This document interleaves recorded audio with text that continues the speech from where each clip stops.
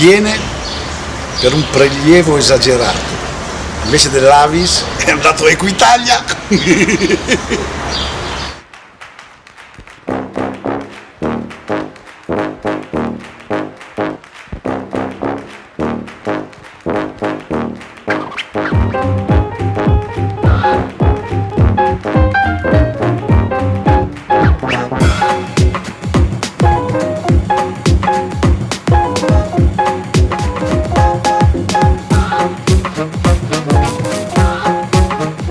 Si ride, si scherza, si balla, ma si promuove anche il dono del sangue. Quindi... Noi cerchiamo di fare quello in maniera simpatica. Bravo, bravo. Effettivamente ci eravamo incontrati, si era parlato di promuovere delle iniziative del genere sul nostro territorio e ha iniziato la idea. Anche come donatore, perché ormai sono anni che dono anch'io e siamo in 3 nell'amministrazione comunale che doniamo. Grazie per essere qua e ringrazio l'Avis per avermi scelta. Sono veramente onorata e spero di rappresentarvi al meglio. Il signore proprio mi ha guardato e ha detto ma questo qua chi cazzo è?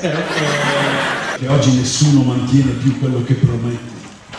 Neanche l'alcol. Uno beve per dimenticare sua moglie, ma a casa la vede doppia.